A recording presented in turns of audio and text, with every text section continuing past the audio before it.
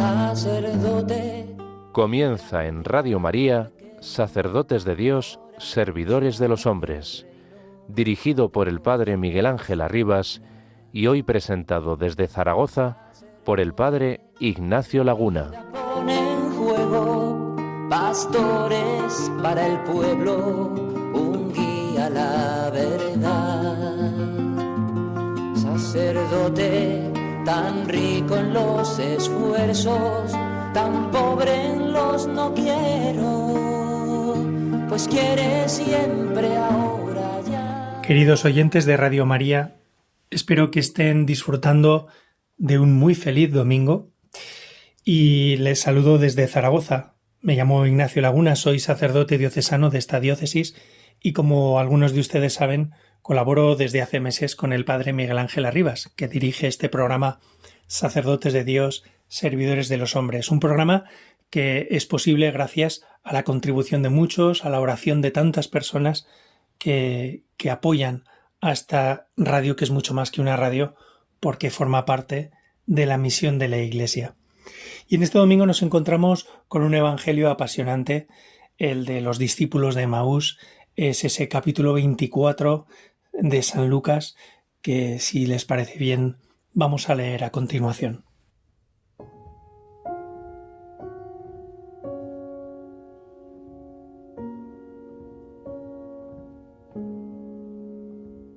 Aquel mismo día, el primero de la semana, dos de los discípulos de Jesús iban caminando a una aldea llamada Emaús, distante de Jerusalén unos 60 estadios.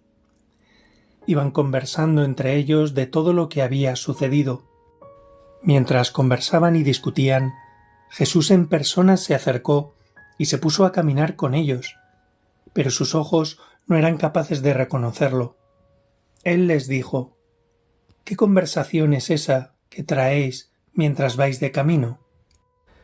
Ellos se detuvieron con aire entristecido y uno de ellos, que se llamaba Cleofás, le respondió: ¿Eres tú el único forastero en Jerusalén, que no sabes lo que ha pasado allí estos días? Él les dijo: ¿Qué? Ellos le contestaron: lo de Jesús el Nazareno, que fue un profeta poderoso en obras y palabras ante Dios y ante todo el pueblo. Cómo lo entregaron los sumos sacerdotes y nuestros jefes para que lo condenaran a muerte y lo crucificaron. Nosotros esperábamos que él iba a liberar a Israel, pero con todo esto ya estamos en el tercer día desde que esto sucedió. Es verdad que algunas mujeres de nuestro grupo nos han sobresaltado, pues habiendo ido muy de mañana al sepulcro y no habiendo encontrado su cuerpo, vinieron diciendo que incluso habían visto una aparición de ángeles que dicen que está vivo.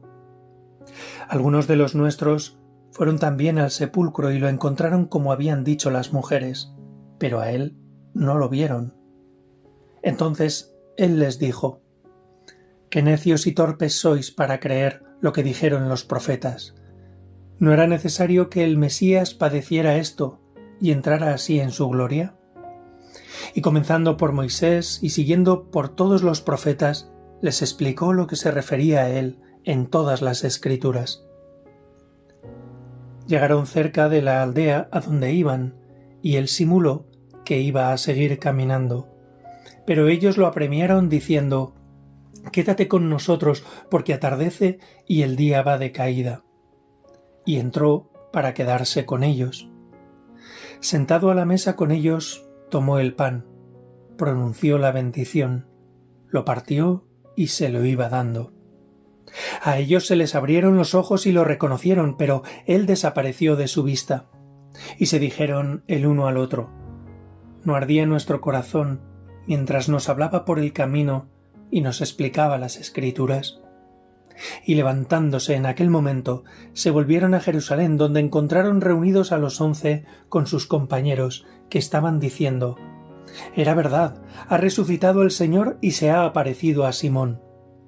Y ellos contaron lo que les había pasado por el camino y cómo lo habían reconocido al partir el pan.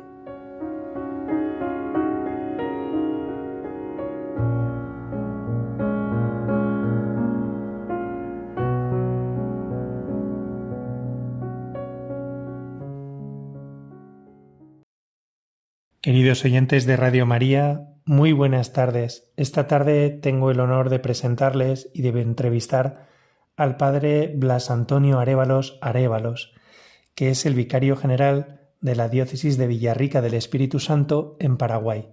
Por circunstancias del destino, durante los 3 últimos meses ha venido a España a descansar después de una larga labor y, con permiso de su nuevo obispo, ha estado atendiendo la parroquia de Pina de Ebro, en la diócesis de Zaragoza, y es una gozada conocerle, el haber tenido la ocasión.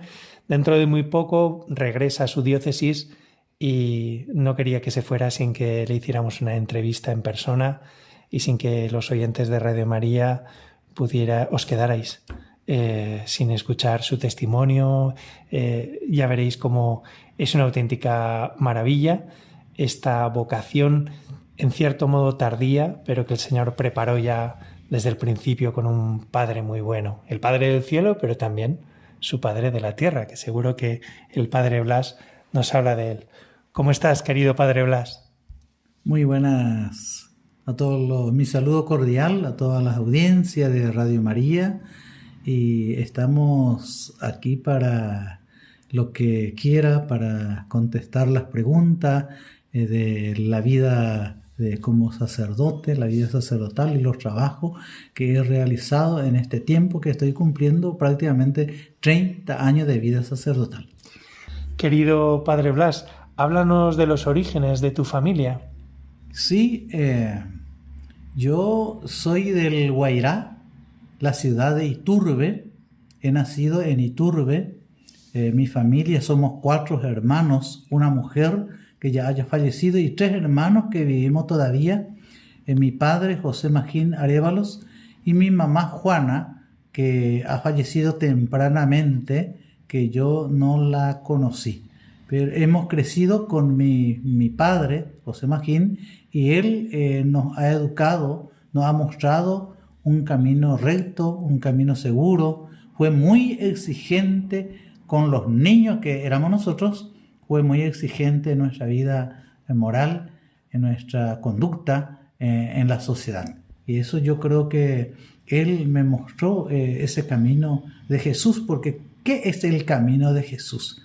Es la rectitud, es la justicia, es hacer las cosas con amor. Eso es Jesús, y eso es lo que hacía nuestro papá con nosotros, y yo creo que por ahí yo aprendí primero este camino de la justicia y del amor y de la paz que podía desarrollar después de mi ministerio sacerdotal.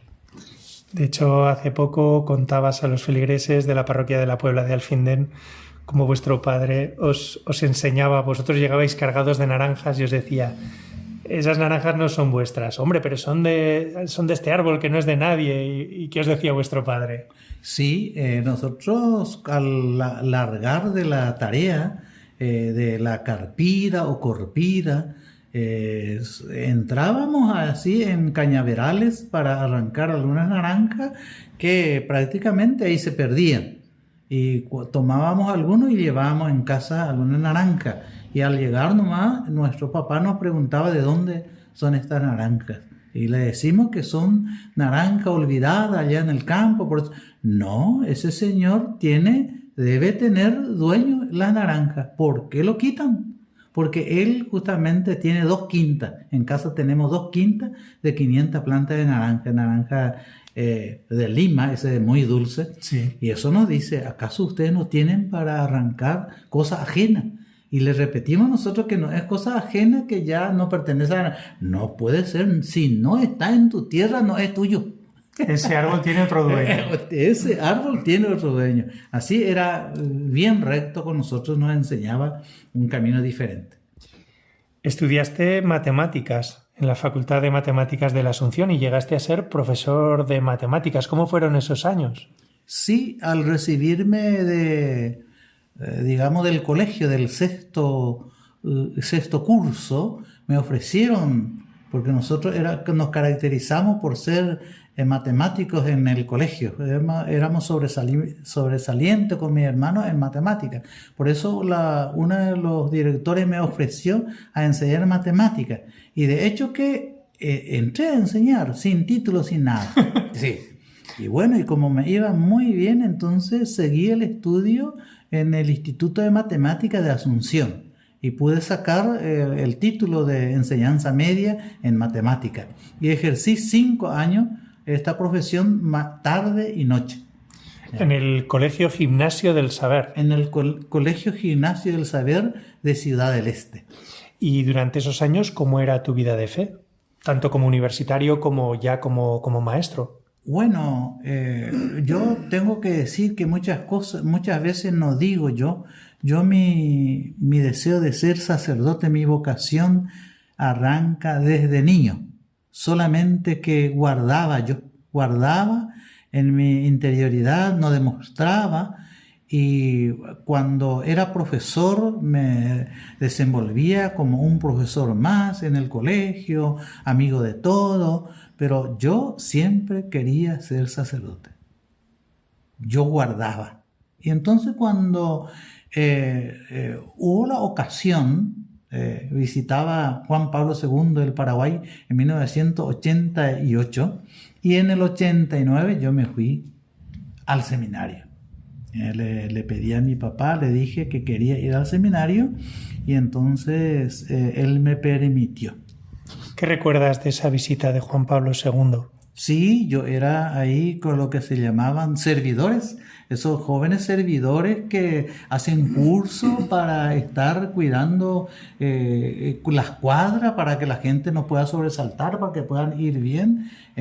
Juan Pablo II visitó la diócesis de Villarrica para visitar a los campesinos. Sí. O sea que la visita de Juan Pablo II en Paraguay y en Villarrica dedicado a los campesinos. Y ahí yo era servidor. Eso en 1988. Como voluntario. Y un año después, con 28, 29 años... Así mismo. Entraste en el Seminario Mayor Nacional en Asunción. Sí, al año siguiente, en el 89, en febrero, tuve que alistarme para ir al Seminario Nacional de Asunción. ¿Y te pusieron muchos problemas o te recibieron con los brazos abiertos? Recuerdo hasta hoy quién me recibió y todo. Me llevó mi equipaje a la sala, que podía ser mi pieza, en fin. Y muy bien, muy bien. Cuando eso éramos muchos en el seminario, para nosotros era mucho 190 seminaristas en el Seminario Mayor Nacional en Asunción, Paraguay. ¿Conservas contacto con algunos de esos sacerdotes, entiendo, por entonces seminaristas? Sí, claro. El Paraguay no es muy grande, y justamente ese Seminario Mayor Nacional se formó para que se estudie por curso y en comunidades. De manera que de todas las diócesis haya seminaristas y que vayan conociéndose, para que los sacerdotes del Paraguay se conozcan y se quieran y se visiten. Ese es el objetivo. Así se estructuró el Seminario Mayor Nacional. Es que esto es muy bueno. Me acuerdo de lo que me cuenta una misionera, la hermana Almudena, en Tanzania, y cómo nada más comenzar allí su labor le llamaba la atención que cuando fallecía un sacerdote, no obispo, un sacerdote de otra diócesis, el obispo con muchos sacerdotes, esta misionera acompañaba al obispo, es su secretaria particular, se trasladaban a veces en viajes de días a esa diócesis para celebrar el funeral de ese sacerdote. Es decir, que verdaderamente se conocían y viven la unidad de la Iglesia con auténtica pasión. Me imagino que esta es una de las consecuencias de que la formación se viva de una manera unificada, ¿no? Lo que veo yo también en los sacerdotes jóvenes hoy día, que todos acuden a las ordenaciones de diferentes diócesis, aunque sea lejos, viajan el día anterior para asistir en la consagración sacerdotal de su compañero. O sea que hay una cercanía. El Seminario Mayor Nacional del Paraguay cumple su función en ese sentido de la hermandad, para que se conozcan los sacerdotes y se aprecien también. ¿Cómo fue el día de tu ordenación y el discernimiento último, estando en el seminario, cuando ya sabes que la Iglesia te dice vas a ser ordenado diácono? ¿Cómo viviste esos años en los cuales pues ya ves que la Iglesia te llama, que es Cristo quien te llama, que la Iglesia discierne contigo y que era verdad, que esa llamada que habías notado desde niño pues era cierta, y después tu ordenación sacerdotal? ¿Cuál fue tu experiencia que puedas trasladarnos? Sí, no digo demasiado, repito, no digo demasiado yo por ahí este secreto que mantengo de que mi llamada sacerdotal es muy fuerte, no disminuye desde niño y siguiendo. Por eso que en el seminario me produce una gran alegría de estar ya en ese camino, de estar estudiando ya filosofía, teología, uno va avanzando, acercándose, una gran alegría. Yo pasé el seminario sin darme cuenta, sí. Porque llama el Señor. Sí, porque llama el Señor y una alegría sin par. Recuerdo muy bien mis ordenaciones en Iturbe, nos ordenamos con otro sacerdote, el padre Sergio Ayala, ¿verdad? Que ahora es secretario general de la Universidad Católica de Nuestra Señora de Asunción, en Asunción, y en fin, una gran alegría me causa en el seminario a ir avanzando a teología y poder culminar el curso. Háblanos de tu primer destino. Sí, y mi primer destino en Villarrica es Santa Lucía. Santa Lucía es una parroquia como si fuera, dice alguien, su primer amor. Pero he trabajado bastante. Yo salía del seminario con esos profesores que teníamos, que era especialista en Biblia, que era franciscano y que te enseñan la verdad de la palabra de Dios. Yo me iba con ese orgullo, con ese afán de enfrentar a una sociedad con la Biblia en la mano. Ahí pude yo descubrir que hace falta un trabajo en la comunidad, que hace falta acompañar a la sociedad. Y en Santa Lucía no estudiaba la gente por pobre. Yo iba al campo para celebrar la Santa Misa y le decía a los catequistas, mandame a alguien que lea bien la Biblia. Y me manda, el mejor lector, lee al revés. Ahí va. Al revés. Y yo calladito porque ellos no tienen la culpa. Y después le pregunté al director de catequesis qué pasa, porque donde me voy no me leen bien. Dice, aquí son así, los jóvenes no entran en el colegio, me dice. Entonces le pregunté, entonces nos cae que nosotros podamos acá hacer un colegio, le dije, para estar al servicio de los jóvenes pobres. Y sí, me dice el señor Bruno Báez, que es el director de catequesis que ayuda hasta hoy en esa parroquia. Uh-huh. Empezamos el colegio.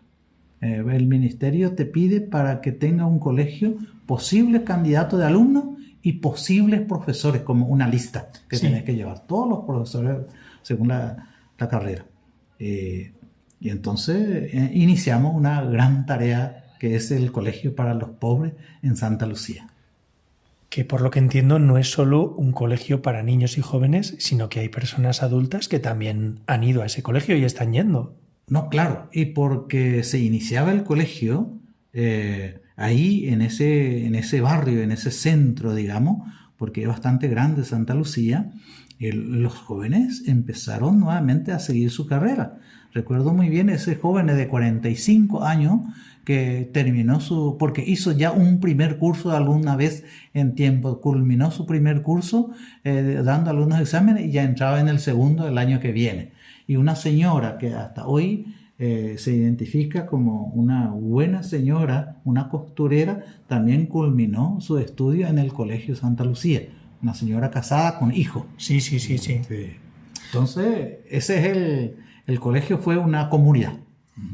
Y aparte de esta iniciativa, claro, las necesidades allí en Santa Lucía eran muy grandes. También tuvisteis otras iniciativas. Sí, pero en el colegio quería recalcar de que como son jóvenes del campo, lo que vienen a las 6 de la tarde tienen que entrar en las aulas, a las 5 ya vienen, antes de cenar, Por lo tanto, nosotros teníamos que prepararle una tortilla, le llamamos nosotros, engrudo de harina. Si tiene huevo lo tiene, si no, no. Engrudo de harina frito con cocido. Cocido le llamamos también en vez del café de aquí. Vale. El cocido es el mate, hierba mate con agua. En fin, y entonces le preparamos en el recreo a ellos gratis, eso a todos los estudiantes que venían de trabajar. ¿Y quiénes lo hacían? Sus madres organizadamente cada día venían a cocinar. Era una organización. Una labor colaborativa de todos. Colaborativa de la comunidad. Ahí se entendió lo que es la comunidad. Porque eso es también lo que yo quería implementar viniendo del seminario, que se nos dice tal cosa, que tendrás que trabajarlo con los demás, que tu parroquia debe estar al servicio de los demás. Yo pensaba, ¿cómo mi casa parroquial va a estar al servicio de los demás? Y ahí se comenzó el colegio. En una del hall se comenzó el colegio. Todo esto entiendo que sin dejar de proclamar la palabra con el mayor de los amores. Y en el patio un templo parroquial muy linda, un templo, sí, y ahí me da oportunidad para rezar con la misa con los jóvenes y con los padres. Y la segunda actividad que saltó fue recoger algunos ancianos muy abandonados que se encontraban. Recoger algunos ancianos abandonados y ancianas. Y entonces se tuvo la obligación, digamos, para atenderlo mejor, de formar una residencia de mayores. Hasta ahora sigue la residencia de mayores. Cuando eso estamos hablando del 97, 98, estamos hablando la organización. Y tuvimos la residencia y es ahí donde llegó las hermanas Juana, acá de Zaragoza, enviado por don Carlos, cuando era sacerdote en aquel tiempo. El actual arzobispo de Zaragoza, don Carlos Escribano. Don Carlos Escribano envió a la hermana Juana y me ayuda allá en la residencia de ancianos. El anciano le llamamos nosotros allá, ¿verdad? Y es más claro para nosotros para entender más rápidamente. Y hasta hoy esa residencia se está llevando a cabo, son 25 a 26 ancianos que residen y reciben el cariño. Y como es el único lugar que existe en Villarrica, todas las universidades, todos los colegios hacen su tarea pastoral en ese hogar de ancianos. Le cantan, le hacen merienda, le hacen su cumpleaños y viven felices ellos. Porque es lo que se necesita para los ancianos. Los ancianos están abandonados. Los ancianos no quieren estar en la residencia. Los ancianos no piden estar en la residencia. Están ahí porque se han llevado. Cada día pregunta por su ser querido. Cada día te dice, llegará mi hija, llegará mi sobrina. Y eso ellos inventan, ¿verdad? Porque quieren. Nosotros aceptamos, le decimos, sí, a lo mejor va a venir, pero sabemos muy bien que no. Así es. Es una vida triste. Por eso que cuando le acompañamos, cuando le visitamos, cuando le alegramos, es evangélico.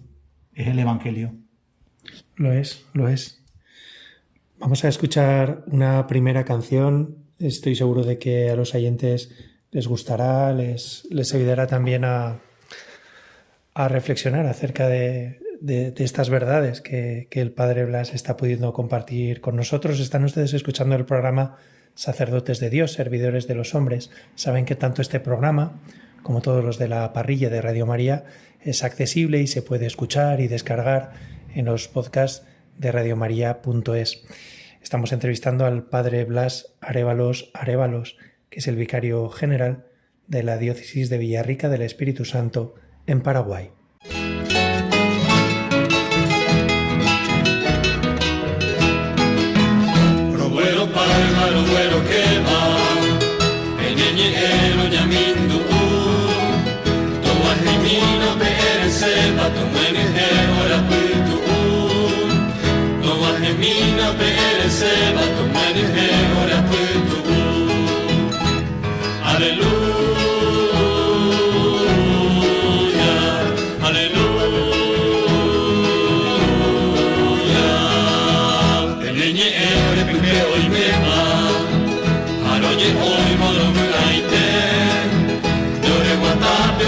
Pena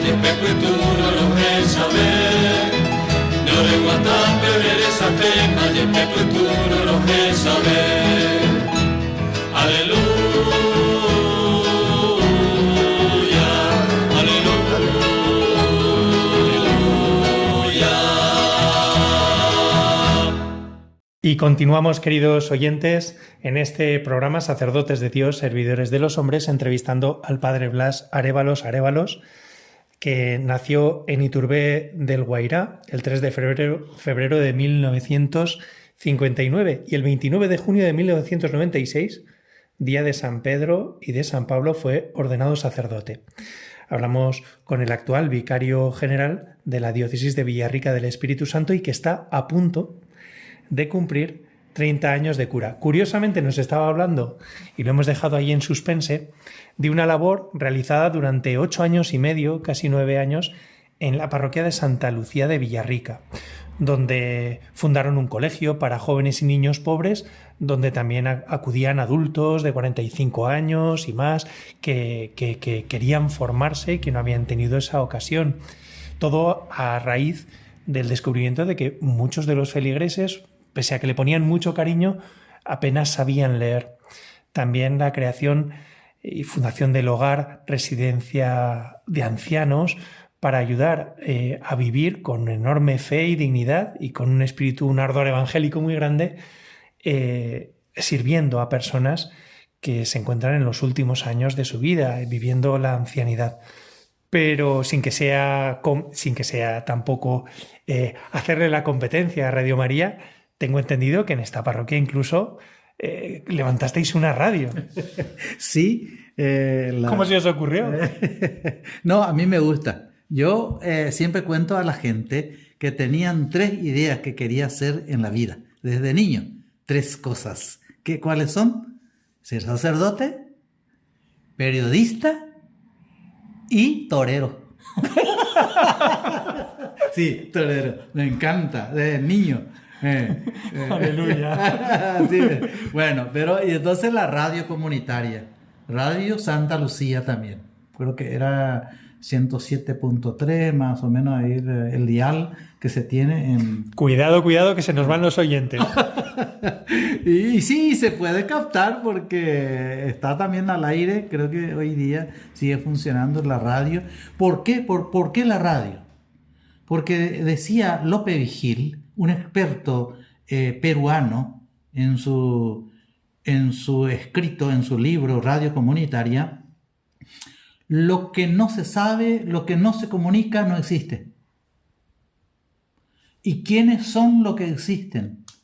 Y los grandes hombres. El presidente de la República, los diputados, la reina, el obispo, de quienes se hablan. Aquellos son la empresa, la venta, del fútbol, son los que existen. Y de lo que no se habla, no se comunica, no existen, pasa desapercibido. Y la radio comunitaria, a él ya le interesa más que el cumpleaños de la reina Isabel Católica, le interesa más el cumpleaños de la abuelita de la esquina. Uh-huh. El arreglo de la calle en tal lugar. La calle que se limpia comunitariamente. Eso sacan la radio comunitaria. Entonces, la radio también forma comunidad. Nuestra iglesia católica, nuestra iglesia cristiana, se vive en comunidad. Aunque no queremos entender, aunque no lo hacemos, se vive en comunidad. No se puede desarrollar una vida cristiana sin comunidad. Recuerden los primeros cristianos. ¿Cuál era el problema de San Pablo? Que en la comunidad se acercaban y algunos ya comían todo antes de que se vaya otro. Entonces le retaba a San Pablo, porque no se quedan en su casa a comer, ¿verdad? Entonces la comunidad. Cuando le relataba el hecho de hacer tortilla a los jóvenes, eran las madres que venían a cocinar organizadamente. Entonces, la comunidad. El colegio se levantó. Todavía no entramos en eso. En el colegio me ayudó el padre Carlos, me había ayudado con algunos euros desde acá, desde Ibercaja. Los padres vinieron a construir, ayudados por ingenieros y arquitectos. Los padres colaboraban en el trabajo. Los padres levantaron la pared. revocaron, instalaron. O sea que el trabajo fue comunitario. De los padres de los alumnos. De los padres de los alumnos. De los padres de los alumnos. Papá y mamá. Claro. Entonces, la vida cristiana se vive en comunidad. Y eso estamos dejando un poco. Y esa radio forma comunidad. Y la gente increíblemente se identifica escuchando la radio. A veces yo doy una homilía y doy alguna anécdota y allá te recuerda, allá te dice eso que dijiste tal día. Eso es. Forma comunidad. Por eso es la radio, no es al azar, no es porque me gusta, sino que va a ser importante para la formación de la comunidad, la radio comunitaria.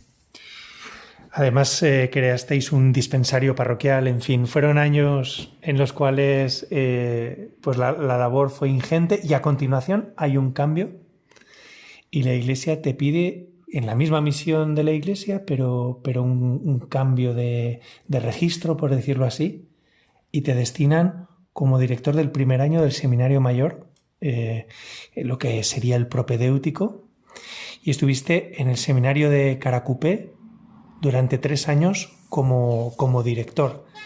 Menudo cambio. Sí, así mismo es. Después de la parroquia de Santa Lucía, donde he trabajado, hablaste del dispensario. Y es muy importante apuntar de que la hermana Juana García Tutor, enviado por el Don Carlos Escribano, fue la que hizo todo el dispensario, organizó. Y en todos los trabajos casi les puedo decir a la amable audiencia de que yo como sacerdote, como Blas, muy poco he trabajado. Yo he organizado. ¿Quiénes son los que le dan de comer a los ancianos? Las cocineras organizadas. ¿Quiénes son los que le limpian la sala? Y algunas que se ha contratado y que estamos pagando y viendo. ¿Quiénes son los que enseñan en el colegio? No soy yo, son los profesores. Pero hace falta un organizador que quiera que se realice. Y entonces le aglutina a la gente y la gente es lo que realiza. Eso es lo que quiero apuntar, porque muchas veces nosotros somos muy, digamos, en el sentido egoísta, hacer todo nosotros y lo que estamos haciendo, todo lo que podemos y hasta ahí nomás, entonces muy poco alcance damos. Qué cierto, es verdad. Recuerdo un sacerdote que durante muchos años fue vicario en una de las vicarías rurales y ya cuando era anciano era párroco en Zaragoza y yo era seminarista, de vez en cuando pasaba a saludarle y en un pequeño ágape que se hizo después de una celebración nos quedamos hablando y me dice, fíjate que todos están haciendo cosas. Tu labor, cuando seas sacerdote, no será hacerlo todo. Tú tienes que hacer. Estar presente porque ellos están deseando, igual que tú, que salga todo fenomenal. Y solo no podrás. Es hacer. Tienes que acompañarles en lo que Dios les pide a ellos también. Así es. Y entonces, después del Santa Lucía, la parroquia es una parroquia dinámica. Y muchas cosas no estoy contando. Yo también hice ahí una panadería. ¿Para qué una panadería? Para que los jóvenes puedan trabajar y estudiar. Los jóvenes vivían en la casa parroquial. 12 jóvenes vivían conmigo. ¿De dónde son esos jóvenes? Y de allá lejos, de 30 kilómetros, de 20 kilómetros, que no podían asistir en el colegio, vienen y viven en la casa parroquial para entrar en el colegio. Y al mismo tiempo trabajan en un momento dado, 2 horas, 3 horas en la panadería, se gana su dinerito, estudian, en la casa parroquial está al servicio de los demás. Eso es lo que yo me preguntaba. Eso ya no cuento muy poco. Y luego con lo que decía vos, un cambio de director en el seminario propedéutico de Caacupé, que es el primer año del Seminario Mayor Nacional en Caacupé. Y luego se pasa a Asunción. Sí. Y bueno, y ahí 3 años de actividades en el seminario. Entiendo que en colaboración también en equipo con otros sacerdotes. Era la primera vez, llevabas 9 años como sacerdote, la primera vez que trabajabas en equipo con sacerdotes. Claro, sí, ahí yo como director, hay otro formador, está el que lleva el aspecto espiritual y el administrador, o sea que estábamos 3, 4 sacerdotes en el mismo seminario, trabajábamos juntos. Muy bien, muy bien, muy bien. Y después de estos 3 años, este recorrido continúa y te destinan a la localidad de Caazapá. 4 años en la parroquia de San Juan Nepomuceno. Lo que pasa es que los oyentes van a descubrir muy pronto que esta parroquia no es una parroquia cualquiera, es una parroquia rellena de cientos de regalos. ¿Cuál es la problemática con la que se encuentra al llegar? Que no es solo un templo, ¿verdad? Sí, asimismo, San Juan Nepomuceno es una de las parroquias más grandes que hemos tenido. Está en la zona de Caazapá, pero cuando eso era solo de la diócesis de Villarrica, tomaban todos y 90 comunidades se tenían que habría que asistir. 90 capillas o comunidades. Capillas o comunidades que hay que asistir. Además del centro, que San Juan Nepomuceno es una de las ciudades de Caazapá más turística, más productiva. Entonces, mucha gente en la misma ciudad. ¿Y cómo te organizabas? ¿Estabas solo en la parroquia o había más sacerdotes? No, ahí teníamos vicarios. Estaban con nosotros hermanas religiosas, algunos diáconos, y nos organizamos por sectores. No hay nada que hacer. Cuando nosotros salimos a confesar, reuníamos a la gente en una zona, llamamos zona, y vienen como 10 capillas, la hermana arengando, diciendo, haciendo cursos de formación, con los diáconos, un grupo cantando y nosotros confesando, los sacerdotes confesando. Entonces es terrible, ahí la confesión, uno tiene que confesar a más de 100 personas. Claro. No es nada menos que, ¿verdad? Ahí la confesión, ahora mismo en Villarrica, cuando yo voy a confesar, media hora antes de la misa no me basta, no termino para pasar a celebrar. Si hay otro sacerdote, me quedo a terminar y así mucha gente se confiesa. En fin, San Juan Nepomuceno es una parroquia bien grande. Ahí nuevamente, no dije yo antes, tenemos una residencia de ancianos también. Sí. Y se formó esa residencia de ancianos. Recuerdo muy bien la anécdota. Sale en diario ABC Color de Asunción. Estamos hablando en el año 2008, o 2008 o 2009 será. Y sale por ABC Color que una señora está abandonada, vivía bajo árbol, ahí llovía, ahí había sol y él ya estaba ahí. Y entonces yo le mandé que vean. Y en otras parroquias, no era en parroquia San Juan Nepomuceno, sino que en otra parroquia, Nuestra Señora de la Merced. Sí. Y me dijeron, sí, es verdad, una señora paralítica en su cama y que no entra, está bajo árbol y que no entra y traigan. Vivía debajo del árbol en la cama. Y yo le dije, tráiganlo. No podemos traer, su hermano no quiere. Porque su hermano estaba cerca, sí, y las cosas que se le traía a la ancianita se la comía él. Entonces le servía como carnada, digamos. Y yo le dije, no, vamos a traer. No, necesitamos orden judicial. Y vamos. Y fuimos al juzgado. Sacamos una orden judicial y se fueron a traer. Se fueron a traer. Fíjense cómo se comienza una actividad. Por necesidad. No es porque a mí me gusta y porque voy a hacer esto y voy a atender ahora a los ancianos. No, por necesidad. Hay una necesidad y yo le digo a la gente, vamos a hacer esto. Y entonces fueron a traerlo en la parroquia de San Juan Nepomuceno, estamos hablando. Y ahí se comenzó, cuyo nombre ya no recuerdo ahora, ella paralítica en la cama, fundó el hogar de residencia de ancianos en San Juan Nepomuceno, que hasta hoy también sigue funcionando, hasta hoy. Como 20 ancianitos tienen en San Juan Nepomuceno. Eso es una parte.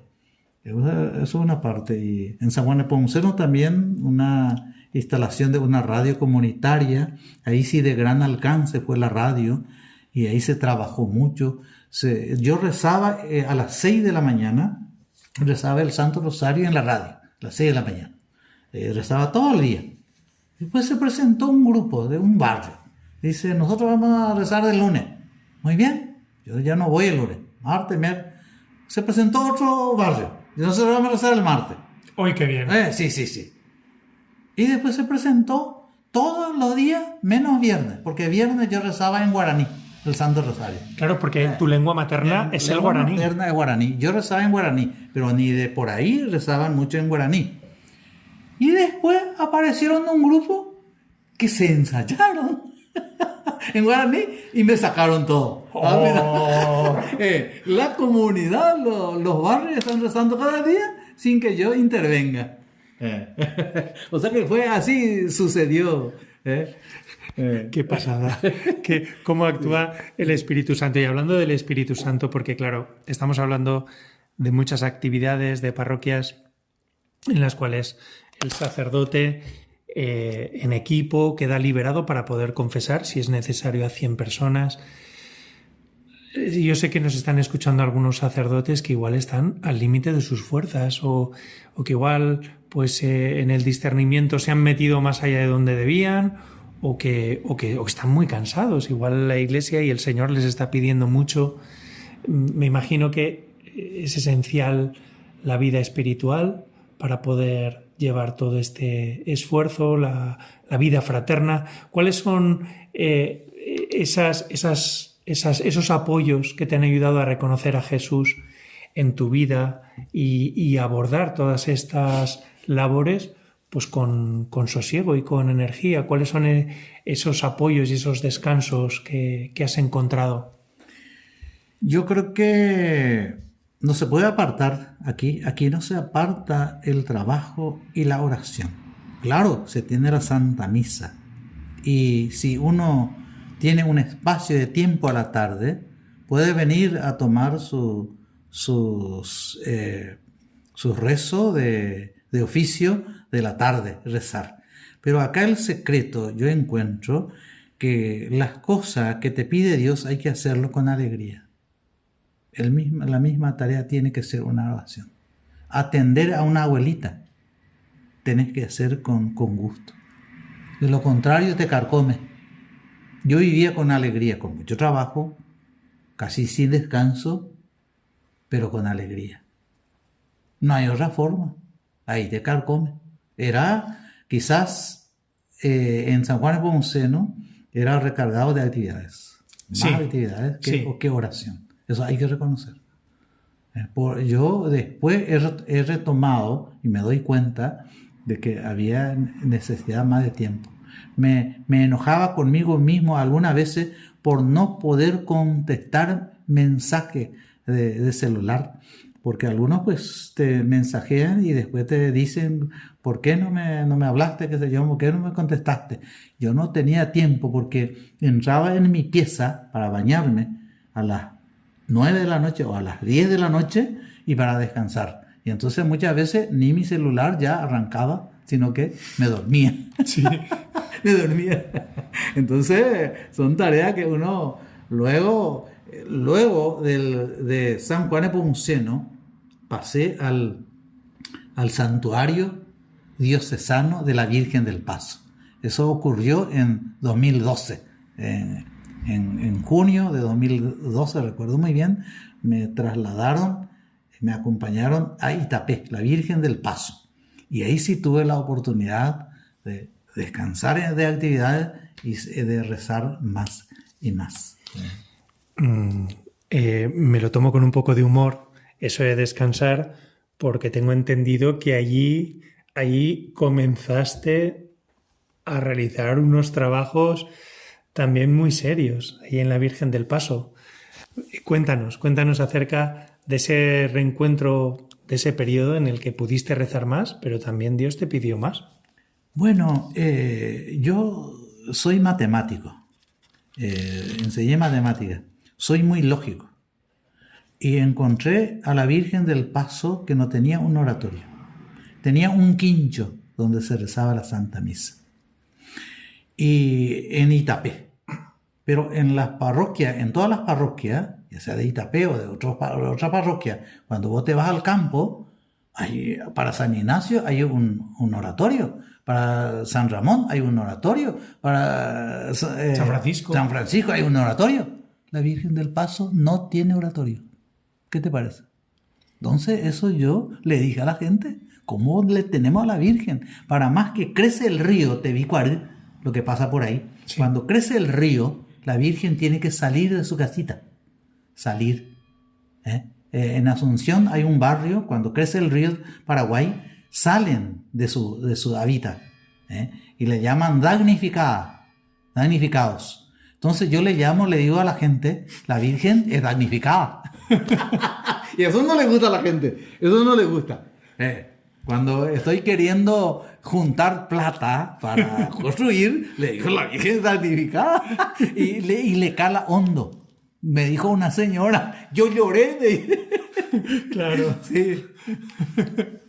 Y entonces se pudo comenzar a levantar el santuario. Exactamente, se diseñó un arquitecto, un ingeniero, en Asunción, el ingeniero Ritter, que trabaja con todos los párrocos, no solo en la diócesis de Villarrica, hace su servicio pastoral casi en todas las parroquias de las diócesis. Y con él nuevamente diseñamos el santuario. O sea que fue trabajo de profesionales. Y tiene este santuario que si alguno puede molestarse de entrar en Google, de poner Virgen del Paso de Itapé, y le va a salir el gran edificio. Basílica le llamamos nosotros, aunque no es basílica, pero para que la gente entienda más rápidamente. Fuera del presbiterio y lo de dentro son 30 metros recto y ancho y largo. 900 personas sentadas normalmente. Caben dentro. Además del presbiterio, el lugar del sacerdote, aparte, y el lugar de la explanada afuera. Entonces ese es el santuario que intentamos y estamos terminando de construir a la Virgen del Paso, ahí en mi estadía en Itapé. Como en muchos programas se nos queda corto el tiempo, lo que pasa es que me gustaría que nos hablaras de esta fase última que ha sido también muy exigente para ti, ejerciendo tanto como vicario general, cuando la diócesis te pidió que asumieras este cargo, el obispo, como también como administrador diocesano, que te ha tocado ser durante 3 años en espera de obispo. Pero háblanos un poco de esto y, si te parece, me reservo una pregunta que yo creo que te gustará para el final. Aprovecho también para darte las gracias por tu confianza y por tu generosidad con todos los oyentes, porque yo creo que nos ayuda mucho este testimonio que estás compartiendo. ¿Cuál fue tu sensación? ¿Te sentiste igualmente llamado por el Señor cuando de repente te arrancan de las parroquias, te arrancan del santuario y te piden que vayas a la catedral y que seas el vicario general? Bueno, quizás yo he aprendido, eso lo digo a los sacerdotes comentando así, yo he aprendido desde el seminario, nos han enseñado, quien sea que fuere tu obispo es tu obispo y que hay que respetar. Primero eso. Segundo, uno cuando te destina en algún lugar, tenés que ir con alegría. No diga este pequeño, este grande, este qué sé yo. Eso aprendemos en el seminario. No puedo decir quién profesor, pero tuvimos profesores excelentes nosotros en el seminario. Antes era el Instituto Teológico Pastoral. Ahora ya está en categoría no puedo recordar, se categorizó nuestro instituto, ahora ya es facultad eclesiástica de la Sagrada Teología, ahora ya es. Entonces ahí nos enseñaron muy bien, nos enseñaron muy bien de que hay que respetar y hay que obedecer. Me preguntó lo que iba a hacer el cardenal me preguntó si de Itapé te saco, ¿dónde querés ir? Me dijo. Mira, yo en cualquier parroquia, si es más pequeño, mejor todavía. Me estaba sondeando por lo visto, ¿verdad? Porque él es lo que me iba a llevar de vicario general. Y yo le dije, cuanto más pequeño, mejor. Yo no tengo, mira, no pensé en dónde ni en cuál, le dije. Y es cierto, yo estoy disponible, siempre disponible. Así que en todo momento. Qué bien.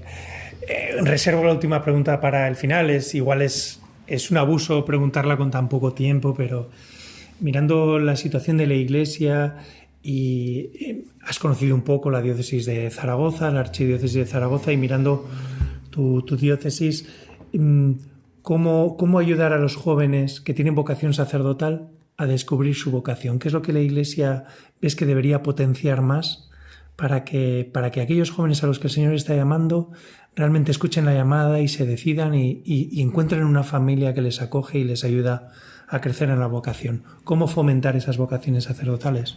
Sí, cuando yo estuve en San Juan Nepomuceno, se ha hecho una visita pastoral a los seminaristas. Y yo le di instrucciones a que le desafíen a los mismos jóvenes seminaristas, que les desafíen a los jóvenes. Díganle, Señor fulano, Dios te llama. Vos te vas a ir al seminario, vos sos capaz. Y nosotros te acompañamos. Hay que hacer esa llamada en nombre de Dios. En nombre de Dios. Directo. Eso es lo que nos hacemos. Nosotros no visitamos a un joven. Yo hoy por hoy, no visito a un joven, no le hablo de su vocación, no le digo qué es lo que quiere en la vida, no le presento la posibilidad de estudio. Entonces no trabajamos en vocaciones. Eso es. Yo creo que aquí como allá, porque no hay diferencia, ¿verdad? Los jóvenes, encontraríamos muchos jóvenes si es que salimos a trabajar con la familia, llegar a la familia. Buenas tardes, ¿cómo están? Y saludarle y presentarte quién eres. Y sencillo es. Y desafiar a los jóvenes. Te damos muchísimas gracias, querido Padre Blas Arévalos, sacerdote de la diócesis de Villarrica del Espíritu Santo y vicario general de dicha diócesis en el Paraguay. Te damos muchísimas gracias por este tiempo que nos has dedicado en el programa Sacerdotes de Dios, Servidores de los Hombres. Voy a pedirte un último favor, un regalo para todos, y es que en guaraní nos reces el Ave María. Sí, mi cordial saludo a todos, mi agradecimiento a la diócesis, para ti también.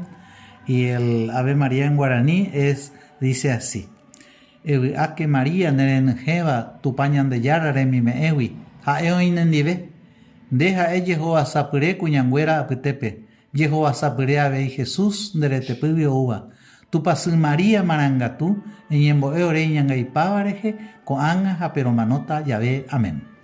Amén. Muchísimas gracias.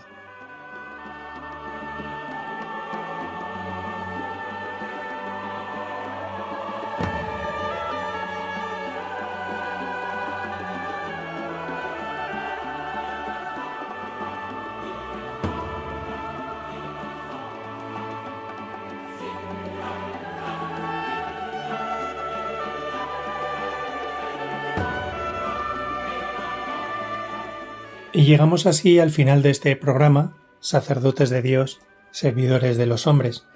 Les damos las gracias por habernos acompañado y les invitamos a que continúen escuchando Radio María. Saben que tanto este programa como el resto de la parrilla pueden volverlos a escuchar y compartirlos con sus contactos en radiomaria.es. Allí están todos los podcasts. Y no quiero despedirme sin dar las gracias también a los voluntarios de Radio María, a todas las personas que con sus oraciones y donativos hacen posible esta radio, que es mucha más que una radio, porque forma parte de la misión de la Iglesia, y les emplazo al programa de la semana que viene. Dios le bendiga. Feliz domingo.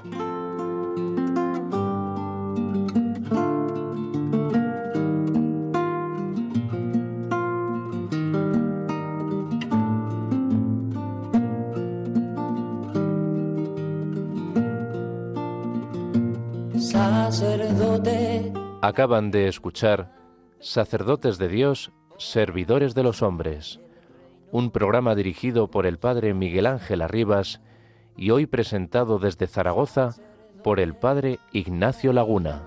En juego, pastores para el pueblo, un guía a la verdad. Sacerdote tan rico en los esfuerzos, tan pobre en los no quiero, pues quiere siempre a